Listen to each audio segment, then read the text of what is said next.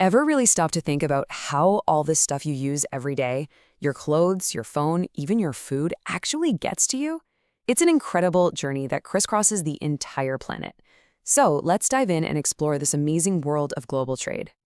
Okay, take the phone that's probably in your pocket or on your desk right now.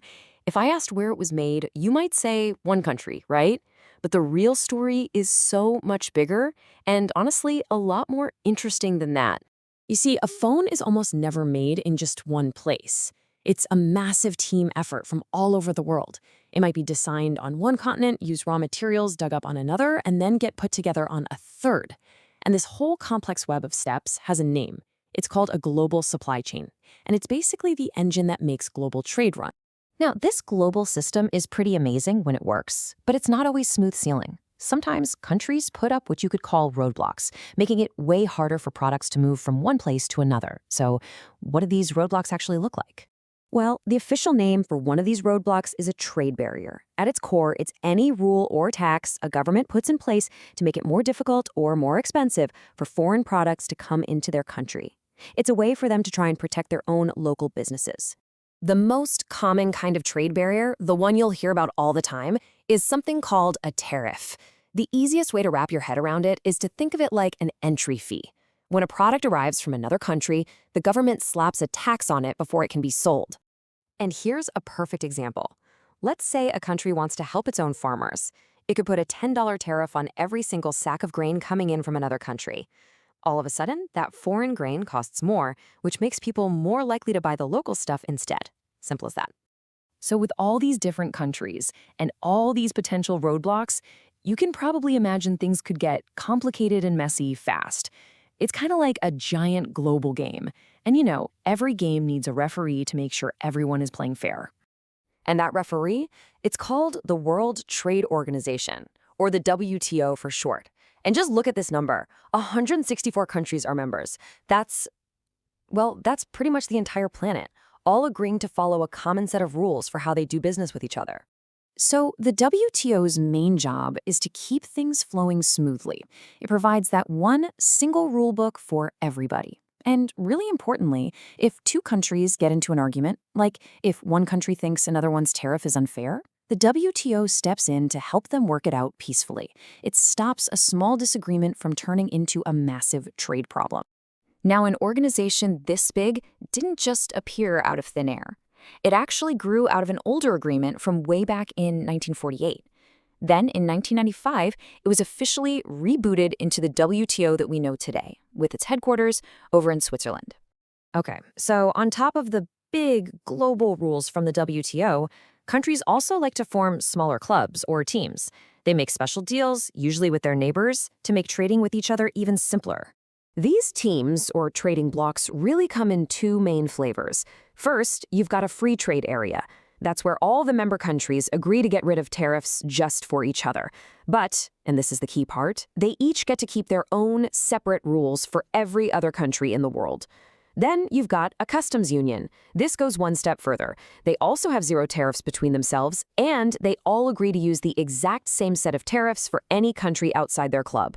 They basically act like one single unit. All right, so we've got rules, referees, and teams. But let's get to the real question. Why should any of this matter to you? Well, because this giant, complicated global system has a huge impact on your everyday life.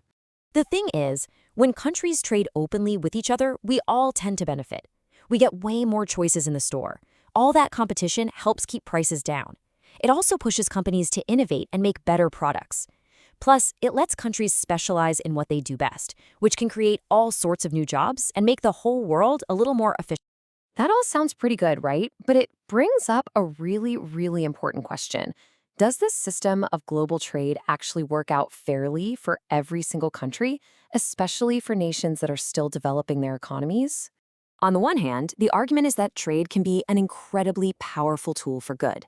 It gives developing nations a chance to sell their products, like crops or clothing, to huge, wealthy markets they couldn't reach otherwise. And the money they earn from that can be used to build things everyone needs, like new schools and hospitals. But there are also some very real worries.